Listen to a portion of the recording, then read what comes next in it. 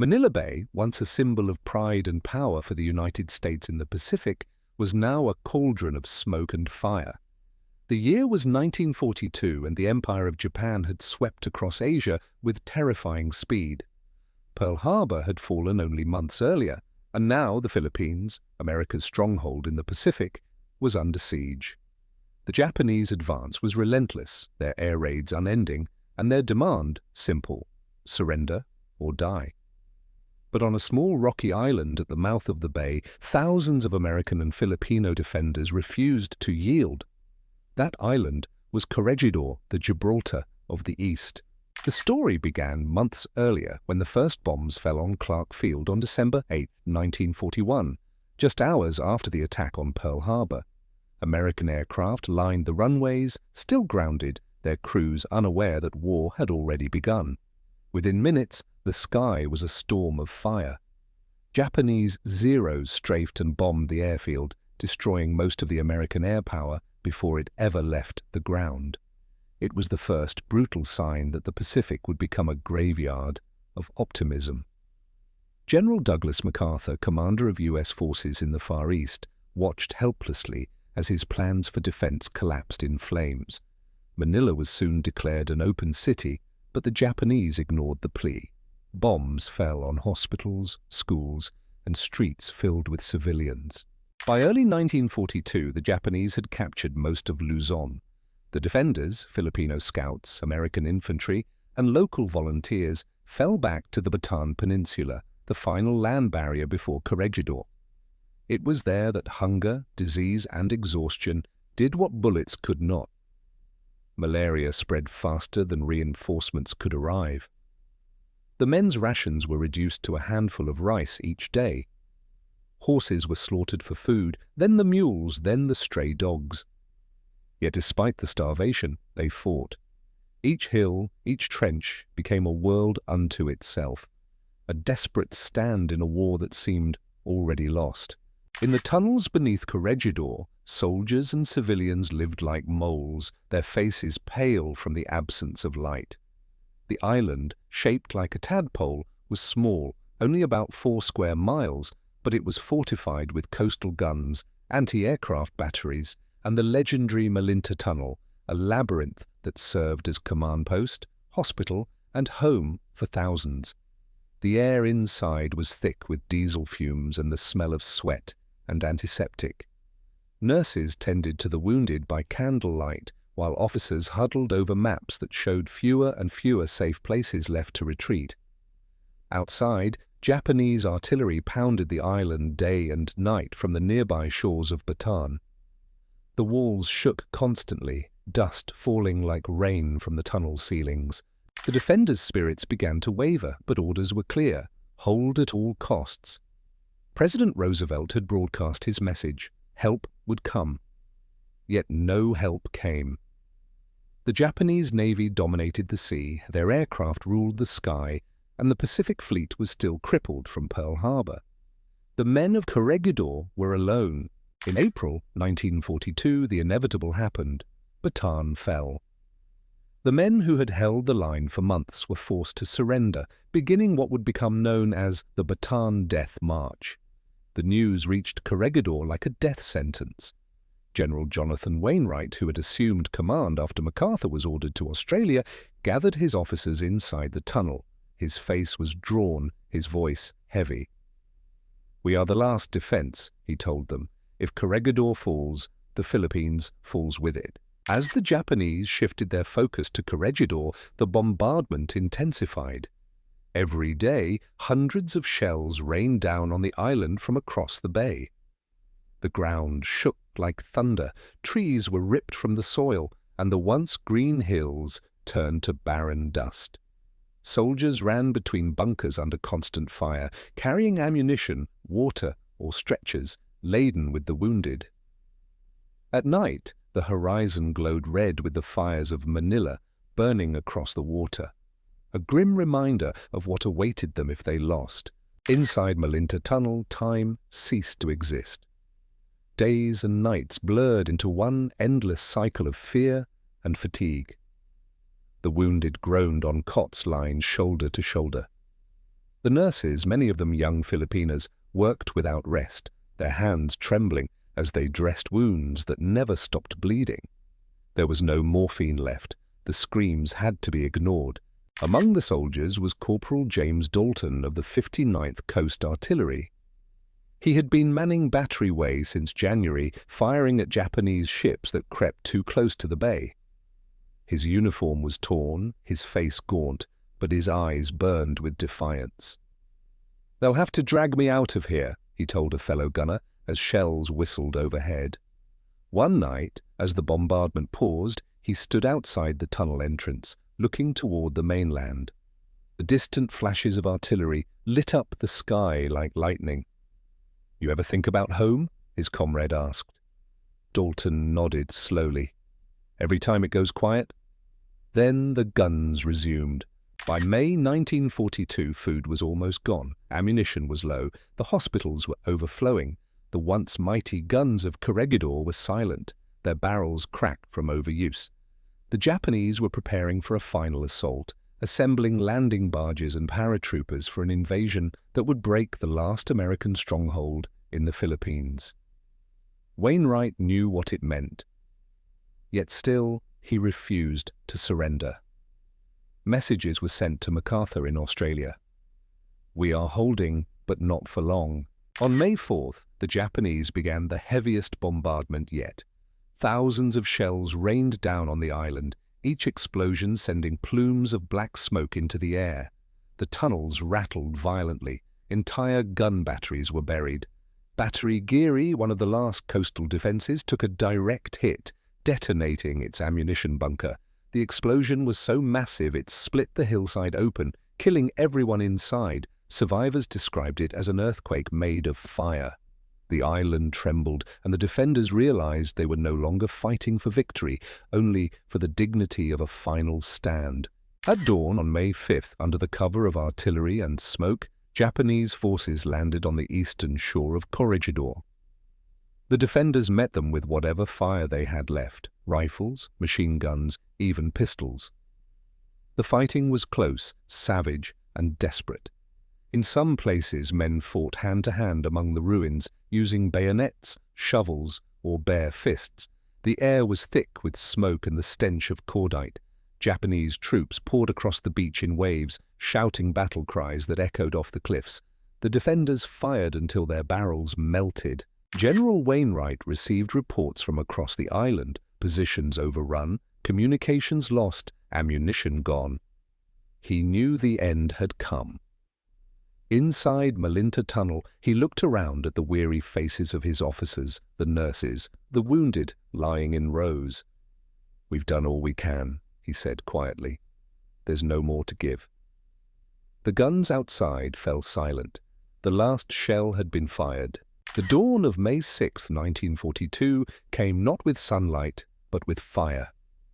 The Japanese bombardment resumed at first light, a relentless roar that rolled over the bay and shook the island like the wrath of a god.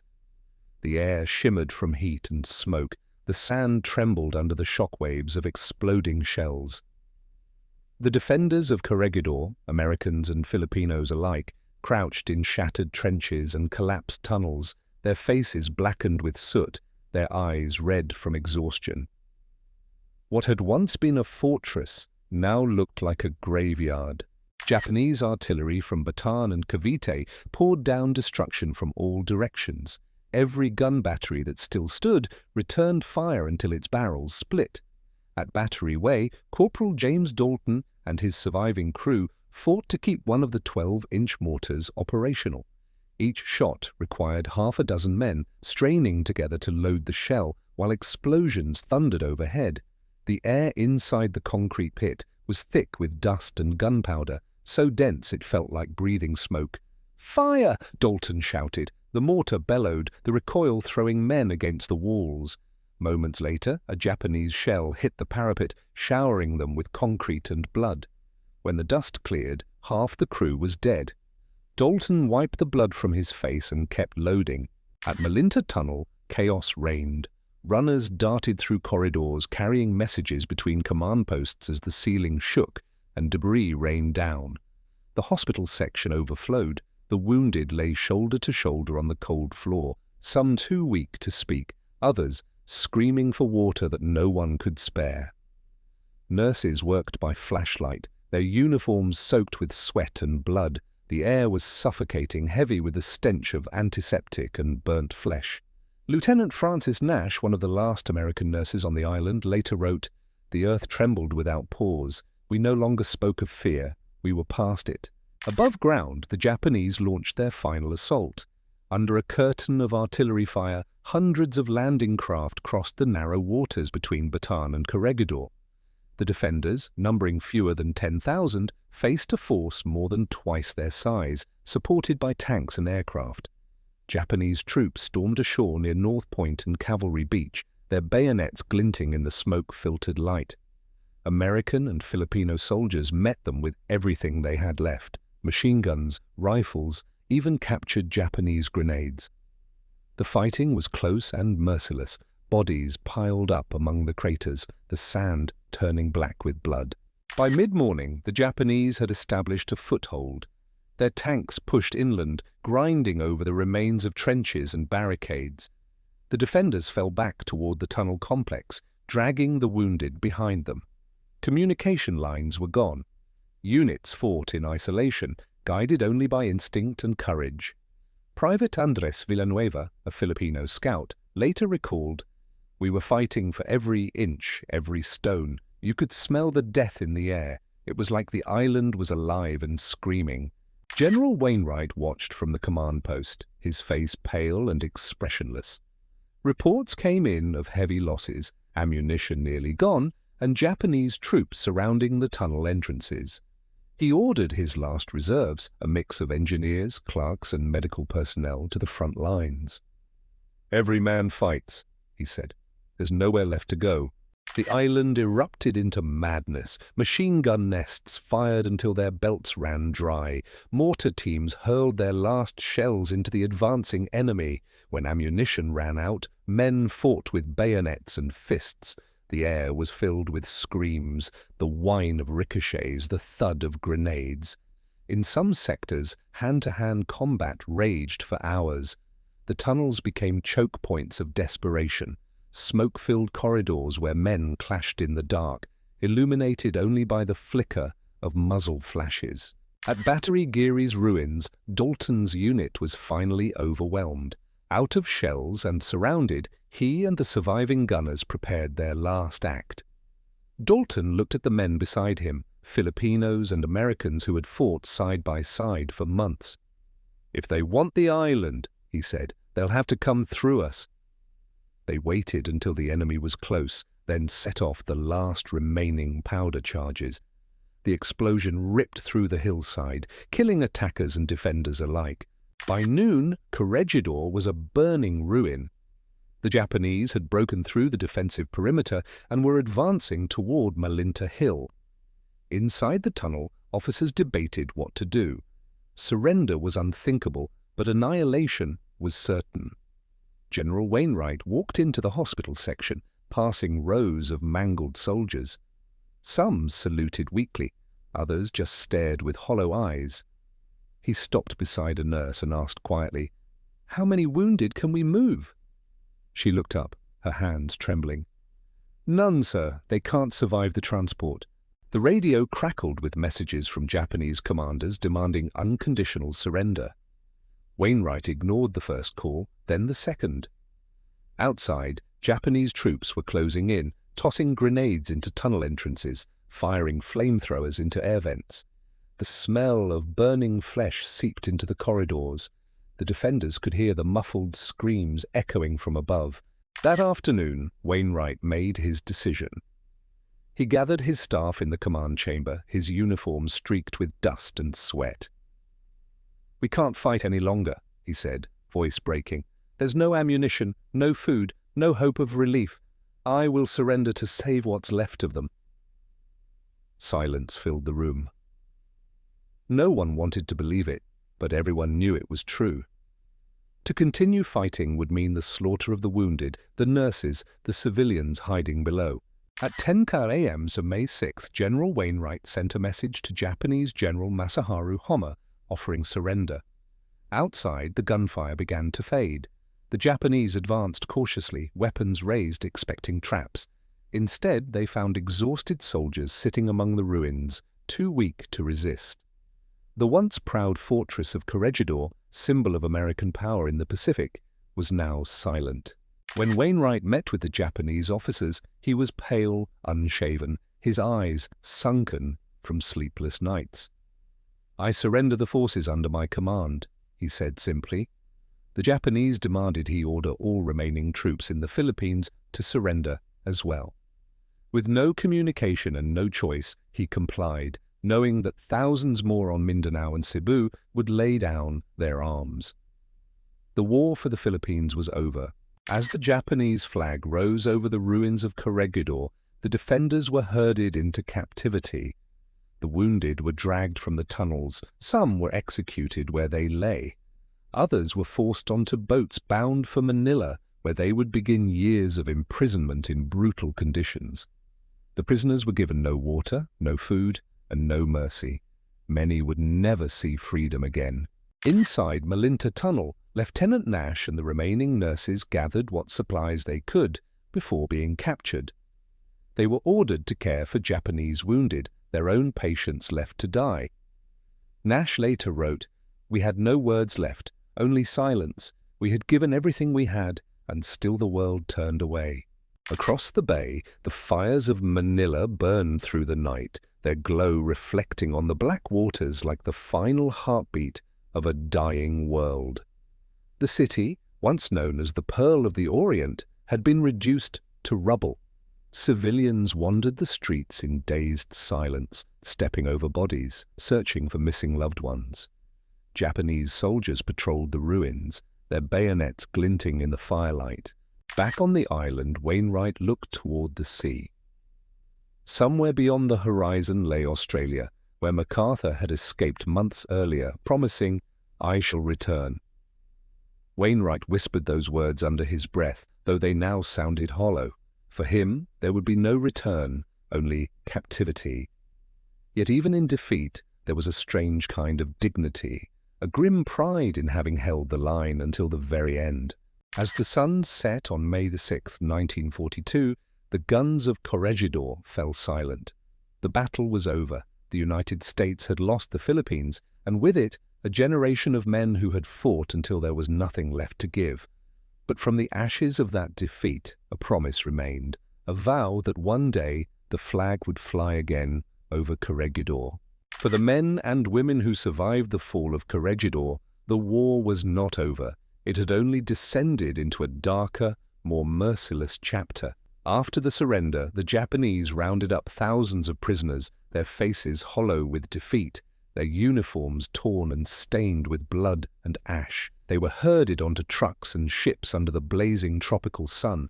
Many collapsed from heat and thirst. Those who fell behind were beaten or bayoneted where they stood. The island fortress that once stood as a symbol of American might was now silent, its tunnels filled with the stench of death and decay. Malinta Tunnel became a tomb. The wounded who could not be moved were left behind. Outside, Japanese soldiers looted what remained: ammunition, supplies, even personal belongings of the dead. The defenders' last messages to their families were confiscated, burned, erased. Corregidor had fallen, but its story was far from over. In the weeks that followed, the prisoners were dispersed across the Philippines. Some were taken to Manila's prison camps. Others were shipped to the same hellish trail that the Bataan survivors had endured, the Death March.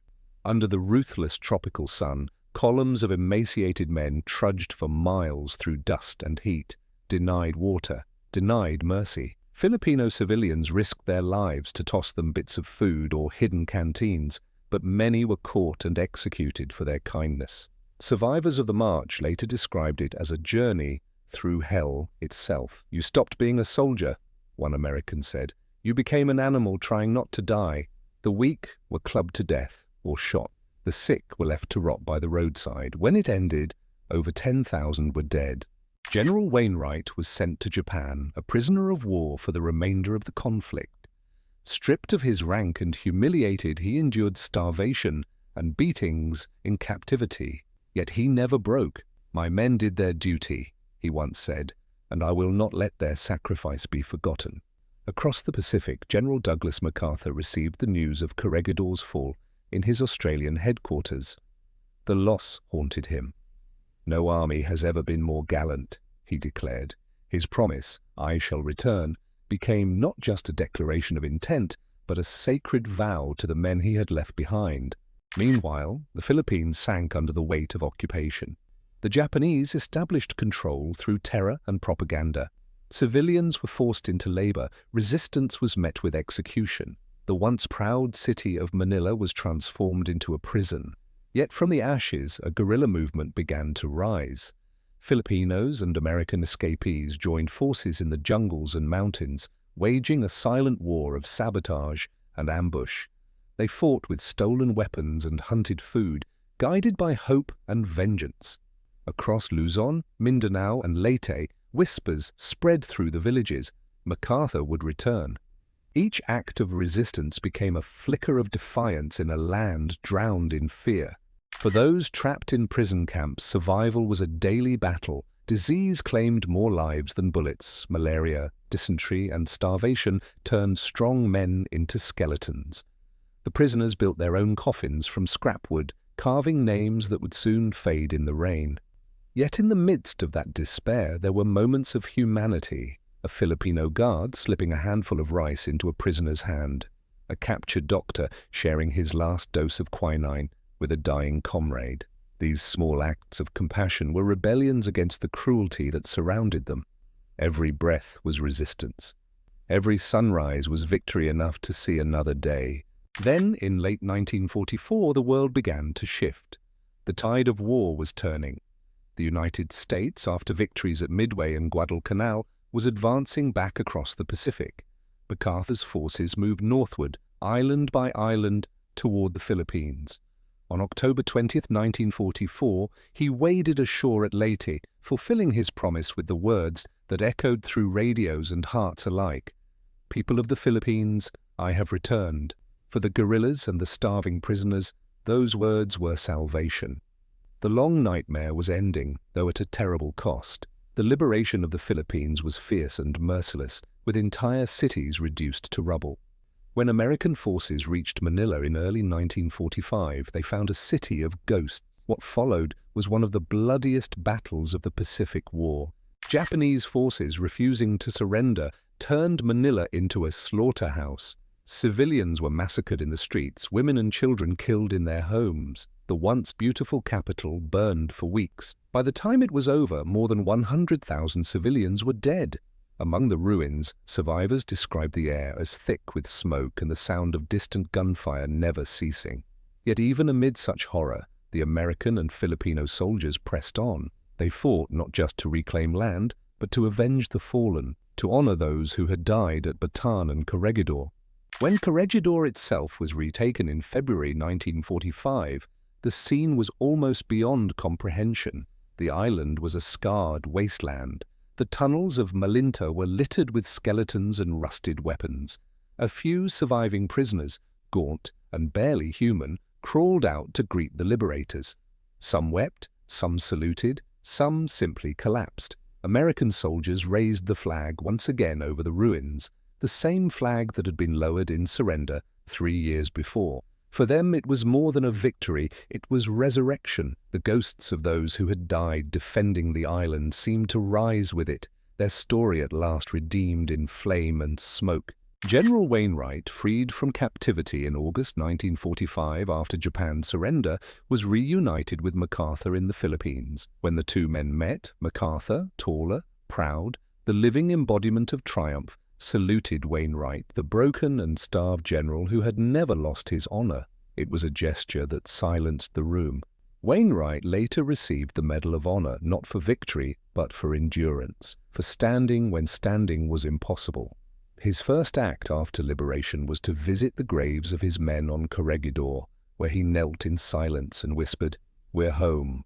For the Philippines, the scars of the war would never truly fade. The ruins of Manila, once called the Pearl of the Orient, remained as reminders of what war could take. Families who had lost everything rebuilt from ashes. The stories of those who endured became the nation's soul, a testament to courage in the face of annihilation. Across generations, the names of Bataan and Corregidor became more than battles. They became symbols of sacrifice and unyielding spirit. In the decades that followed, survivors shared their stories so that the world would remember. The nurses of Malinta Tunnel spoke of the wounded who never cried out, the soldiers who refused to abandon their posts. The Filipino civilians recalled the whispers of freedom that carried through the jungles, and historians, long after the guns went silent, found in those memories the truest meaning of heroism, not in victory, but in endurance. Today, the island of Corregidor stands as a solemn monument. Tourists walk among the crumbling gun batteries, the rusted artillery, the tunnels carved deep into the rock. The wind that blows across the cliffs carries faint echoes of the past. Voices of soldiers, cries of the wounded, the rumble of distant bombardment. At sunset, when the last light touches the bay, the island seems almost alive again, as if remembering. The fall of Corregidor was not the end of the war, but it was a moment that defined what it means to fight against impossible odds. The men and women who stood there, knowing they would not survive, did so with courage that defied history itself.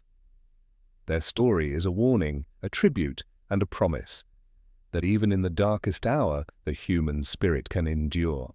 When the flag rises over Corregidor today, it does not mark conquest, it marks remembrance. It flies for the hungry, the wounded, the lost. It flies for those who died, believing their sacrifice would not be forgotten. And in the quiet after the wind dies, if you listen closely, you can almost hear the echo of their vow. We held until the end. Until next time, stay safe and see you in the next history video.